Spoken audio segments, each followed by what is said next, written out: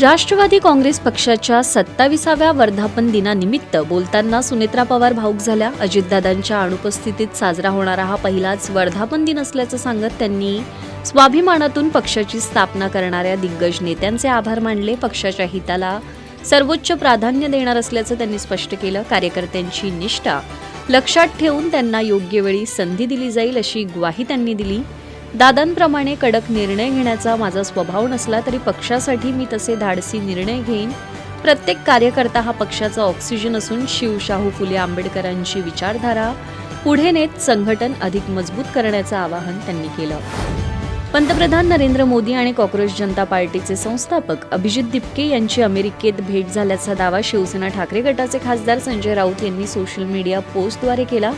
मात्र अभिजित दिपके यांनी हा दावा पूर्णपणे फेटाळलाय. पंतप्रधान मोदींची आपली कधीही भेट झाली नसून संजय राऊत यांचा मोठा गैरसमज झाला असावा असं दिपके यांनी स्पष्ट केलं. राऊत यांनी शेअर केलेला फोटो कदाचित AI जनरेटेड असू शकतो अशी शक्यता त्यांनी वर्तवली. नीट पेपर फुटी प्रकरणी केंद्रीय शिक्षण मंत्र्यांच्या राजीनाम्यासाठी दिपके यांनी आज पुण्यात आंदोलन केलं. यावेळी मोठ्या संख्येने युवा वर्ग सहभागी झाला होता.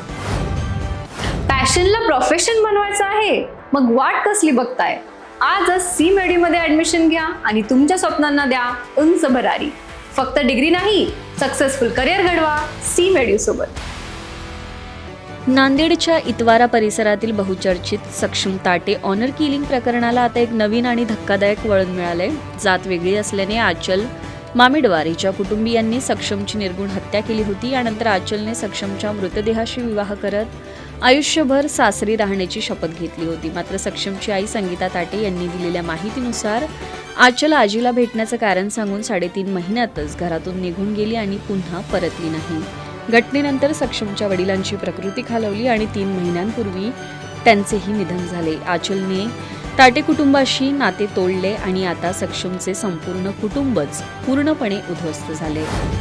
संत ज्ञानेश्वर महाराज आषाढी वारी पालखी रथाला बैलजोडी जुंपण्याच्या मानावरून आळंदीत वाद पेटलाय. निवड समितीने मनमानी केल्याचा आरोप करत उमेश रानवडे यांनी गुरुवारपासून मंदिरासमोर बैलजोडीसह बेमुदत उपोषण सुरू केलंय. समितीचे उपाध्यक्ष हे पदाचा गैरवापर करून एकाच घराण्याला मान देत असल्याचा आरोप त्यांनी केलाय. या समितीच्या वैधतेबाबत देवस्थानाने लेखी स्पष्टीकरण द्यावं आणि यंदाच्या बैलजोडीला अधिकृत पत्र देऊ नये अशी मागणी त्यांनी केली असून या आंदोलनाकडे सर्वांचं लक्ष लागलंय. मला मान नको तर माऊलींची सेवा करण्याची संधी हवी आहे अशी भूमिका त्यांनी मांडली असून न्याय न मिळाल्यास हायकोर्टात जाण्याचा इशारा दिलाय. यावर देवस्थानाने अद्याप भूमिका स्पष्ट केलेली नाहीये. दरम्यान 8 जुलैला माऊलींच्या पालखीचे आषाढी वारीसाठी पंढरपूरकडे प्रस्थान होणार असून 25 जुलैला आषाढी एकादशी आहे. पॅशनला प्रोफेशन बनवायचं आहे, मग वाट कसली बघताय? आजच C-Medi मध्ये ऍडमिशन घ्या आणि तुमच्या स्वप्नांना द्या उंच भरारी. फक्त डिग्री नाही, सक्सेसफुल करिअर घडवा C-Medi सोबत.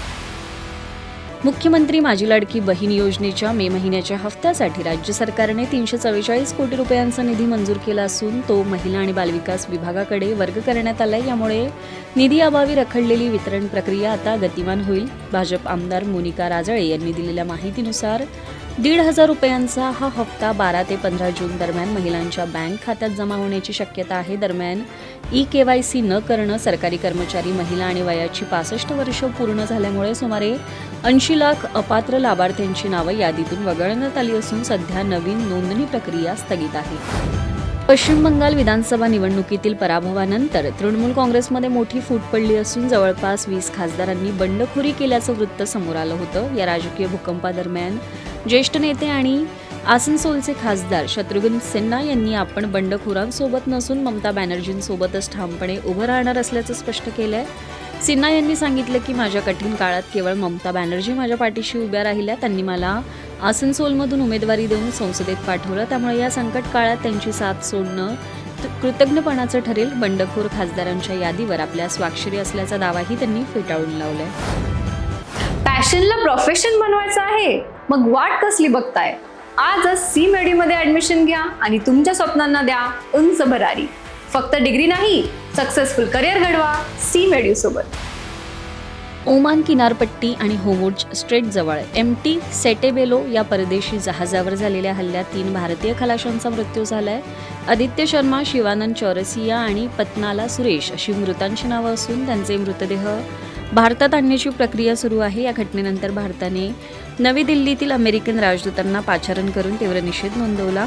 विदेश मंत्रालयाचे प्रवक्ते रणधीर जयस्वाल यांनी स्पष्ट केलं आहे की हे जहाज भारतीय मालकीचं नसून पलाऊच्या ध्वजाखाली धावणारं होतं. अमेरिकन सेंट्रल कमांडने या जहाजावर कारवाई केल्याची कबुली दिली असून मध्य पूर्वेतील वाढत्या तणावामुळे आंतरराष्ट्रीय सागरी वाहतुकीची सुरक्षा धोक्यात आली आहे.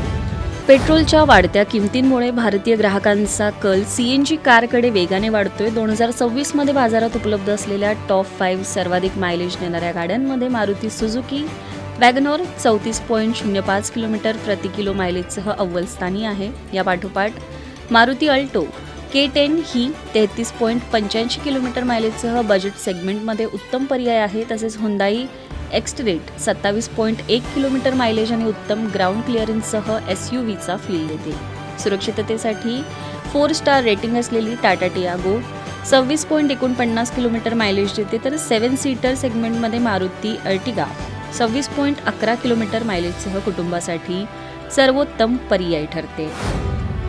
पॅशनला प्रोफेशन बनवायचं आहे, मग वाट कसली बघताय?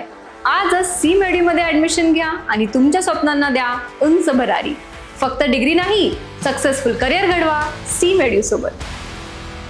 अमेरिका, कॅनडा आणि मेक्सिको येथे 12 जूनपासून सुरू होणाऱ्या फिफा विश्वचषक 2026 मध्ये ॲडिडास कंपनीने तयार केलेला ट्रिओंडा हा हायटेक फुटबॉल वापरला जाणार आहे. या बॉलमध्ये 14 ग्रॅमचा AI सेन्सर असून तो एका सेकंदात 500 प्रकारचा डेटा गोळा करतो. स्मार्टफोनप्रमाणे चार्ज करावा लागणारा हा चेंडू ऑफसाईड आणि हँडबॉलचे अचूक निर्णय थेट रेफरींना पाठवेल. विशेष म्हणजे फिफा रँकिंगमध्ये मागे असलेल्या पाकिस्तानमधील सियालकोट शहरात या अत्याधुनिक स्मार्ट फुटबॉलची निर्मिती करण्यात आली आहे.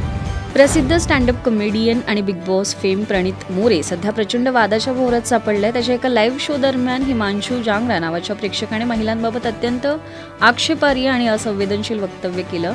370 रुपयांच्या बिर्याणीची वसुली करण्यासाठी महिलेशी जवळीक साधल्याचं तो रंगवून सांगत होता. या गंभीर विधानावर प्रणित आक्षेप घेण्याऐवजी स्टेजवर हसताना आणि आनंद घेताना दिसला. हा व्हिडिओ व्हायरल होताच सोशल मीडियावर संतापाची लाट उसळली. अनेकांनी यावर तीव्र आक्षेप घेतला. चौफेर टीकेची जोड उठल्यानंतर अखेर प्रणितने जाहीर माफी मागत आपले अधिकृत इंस्टाग्राम अकाउंट डिलीट केले.